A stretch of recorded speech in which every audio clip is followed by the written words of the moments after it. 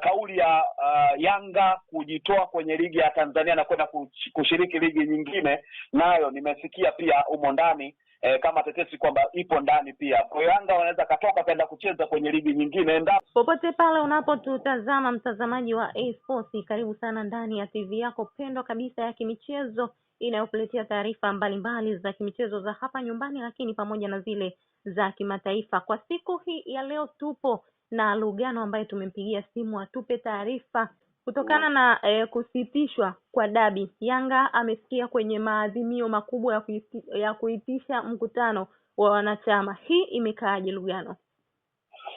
Kiukweli kabisa hali ilipofikia sasa hivi ni mbaya sana, na imefikia kwenye mapambano ambayo huenda ikaenda kuitingisha ligi yetu, na pia ikatingisha mamlaka ya soka, ikatingisha katika maeneo tofauti, kwa sababu utakuwa nafahamu toka dabi ya Kariakoo ilivyokuwa imeahirishwa na bodi ya ligi, ukatokea sintofahamu kwa upande wa Yanga kukubaliana na hiyo hali, lakini kwa upande wa Simba wakasema sawa sawa, mambo yakaendelea. Yanga kutokubaliana nao kwa tukio hilo kikawafanya wakaenda kasi Yanga kule kaenda kuangukia pua.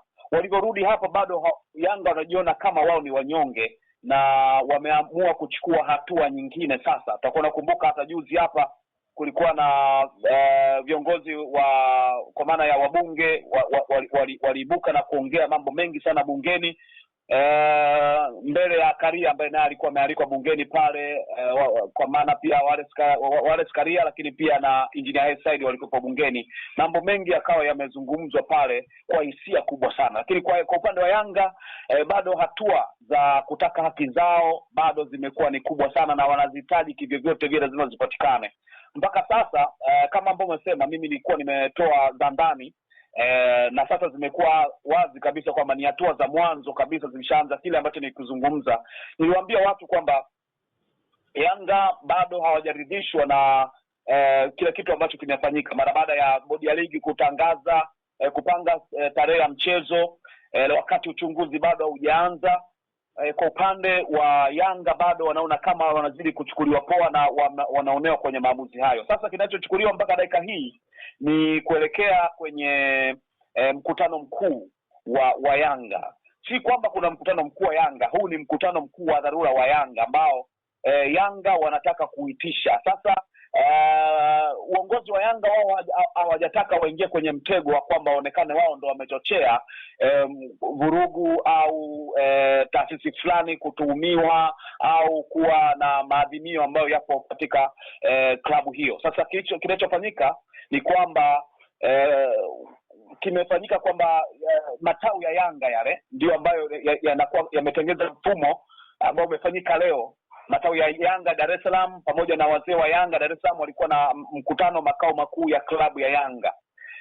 Na mkutano huo ulikuwa ni sehemu ya kuanzisha harakati za kwenda kwenye mkutano mkuu, ambapo wao kutokana na mkutano huo wamekusanya makaratasi kwa maana ya saini ya viongozi mbalimbali kutoka katika mikoa, ambazo sasa hizo saini wanaenda kumkabidhi katibu mkuu wa klabu ya Yanga, kwa maana CEO wa klabu ya Yanga Andrew Time, wakimkabidhi kwamba sisi kama matawi ya Yanga tumeadhimia 1, 2, 3, tunaomba kuwepo na mkutano mkuu. Sasa huo mkutano mkuu ndipo ambapo kutakuwa kuna ajenda. Sasa na jinsi ambavyo wameseti, maana yake ni kwamba kama mkutano mkuu umeombwa na wanachama, maana yake wanachama ndio watakaozipeleka ajenda. Kwa hiyo hata kama hizo ajenda zimetengenezwa na uongozi wa klabu ya Yanga wenyewe wakawapelekea wanachama, tengenezeni hivi kwa sababu ya hivi, yote yanawezekana yakawa ni mipango ya kukwepa kwamba tusije kuingia kwenye mtego wa kimaadili ndani ya TFF, kwa sababu kuna sehemu inaweza kadakwa labda mwenyekiti, yani kwa maana rais akadakwa, makamu akadakwa, CEO akadakwa, nani kaonekana ndio kafanya hivyo. Lakini kwa mtindo ambao wameutumia Yanga ni kuwatumia wanachama wa chini kabisa kwamba wao ndio wamehitaji hiki, na kwa sababu wao ndio wenye klabu yao wenye nguvu, maadhimio ambayo ataenda kuyapeleka pale ndio yakishapita yatakuwa ni maadhimio ya klabu nzima ya Yanga. Sasa mkutano mkuu mara baada sasa hivi, manake barua zitaenda kwa CEO.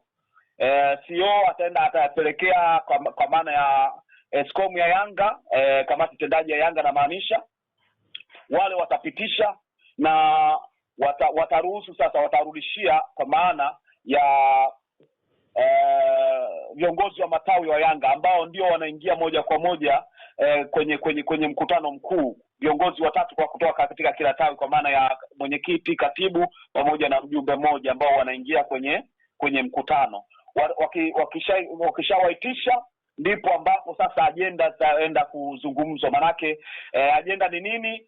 Manake kwenye barua hizi ambazo zinaenda kwa CEO, wao watakuwa wameshatengeneza hali ajenda zao. Na kitu ambacho nimekipata za chini kuhusiana na ajenda ambazo zipo ndani, baadhi ya ajenda ni ajenda ambayo inahusu kwamba kutokuwa na imani na TFF na Rais Wallace Karia, kutokuwa na imani naye. Kwa hiyo ni kitu ambacho pia kimetengenezwa ndani za chini nazozipata, na kama ambavyo alisema kutokuwa na imani na bodi ya ligi pia ipo.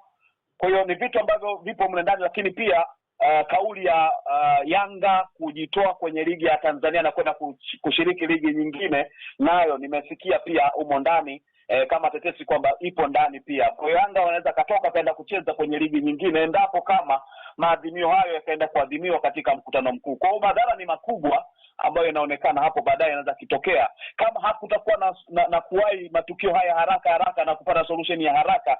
Kama TFF wataona kama wako safe, waweza kukaa tu kusubiria mchezo wa dabi, wakati huku mambo mengine yanachemka kwa ya moto. Naamini kabisa kuna jambo ambalo linaweza kutokea ambalo litakuwa ni baya sana, kwa sababu kama uongozi wa Yanga haujaridhishwa na umeamua sasa wao wajivue, wakabidhi wanachama ambao watengeneze mfumo wa kudai vitu na mwisho siku kwenye mkutano mkuu wafikie maadhimio ambayo mwisho siku lazima yatakuwa ni maadhimio ambayo hakuna mtu ambaye anaenda kuyapangua zaidi ya kwenda kutimilizwa. Kama endapo akisema hatuna imani na TFF na uongozi wake, maana yake solution itakuwa ni jambo kubwa sana. Kama ambavyo walisema kwamba hatuna imani na uongozi wa bodi ya ligi pamoja na viongozi wakiwataja, itakuwa ni jambo ambalo litakuwa ni kubwa sana. Lakini wakati huo kuna namna ambavyo unaweza kufanya solution ya haraka. Kwa maana nini? Kitu ambacho kimewapelekea Yanga mpaka kufika hapo ni dharau na kuchukulia poa vitu kwa uongozi wa bodi ya ligi pamoja na TFF. Hapa nazungumzia kwenye upande wa ripoti, kwa sababu ripoti ingekuwa imetolewa, ingekuwa imejibu baadhi ya hoja ambazo Yanga angetaka kuzifahamu. Huenda kuna sehemu Simba waliwadanganya bodi ya ligi kuhusiana na vitu ambavyo vitokea pale uwanjani. Huenda kuna sehemu viongozi wa Simba au mamlaka au vitu vingine au meneja wa uwanja angeadhibiwa, kitu ambacho Yanga alihitaji kufahamu kwa nini imetokea, na wao bodi ya ligi walikuwa wameahidi kwamba wataenda kufanya uchunguzi. Kwa hiyo kikubwa watu walikuwa wanasubiri ripoti, na pengine hata Yanga walisubiria kwamba endapo kama ripoti ingetokea ingekuwa ndo sababu ya wao hata kwenda kushtaki kwenye kamati za ndani za TFF kama kuna kitu hawajatendewa haki, na baadaye kwenye kamati hizo wakarudi na kasi.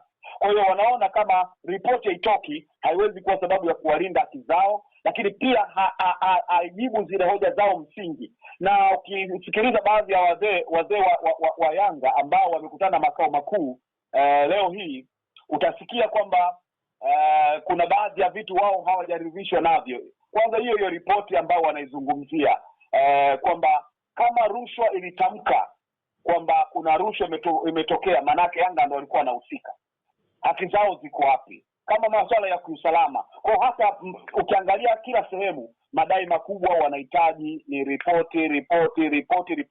Kwa bodi ya ligi na pamoja na TFF, mimi nadhani ili swala kama wakiliendea kwa haraka inaweza ikawasaidia kwa umakini na haraka. Inaweza kusaidia kwa namna moja. Endapo kama wataunda kamati ya haraka ya uchunguzi ambayo inaundwa chini ya Wallace Karia, na miongoni mwa watu ambao wapo katika kamati hiyo wawepo ni baadhi ya wajumbe kutoka ndani ya Yanga, Simba, TFF na wengine ambao wako huru kutoka hata serikalini. Inaweza kuondoa hii hali ambayo inaendelea sasa hivi, kwa maana kwamba watu wataanza kushusha maputo kuona kwamba kumbe kuna ripoti inaweza kaja katika viwango vya juu, kwa sababu hata ile ripoti ya mara kwanza ambao watu wanaisubiri ambao bado haijatoka ilikuwa inatoka bodi ya ligi ambao pia wenyewe wanalalamikiwa. Kwa hiyo mimi nafikiri kulikuwa na namna ambavyo bodi ya ligi wakae pembeni kwenye hili swala, waachie TFF, nao TFF wasikae pembeni kabisa, ila watoe tu mwongozo wa jinsi ya kuliendea hili jambo, kwa sababu hili jambo lishakuwa kubwa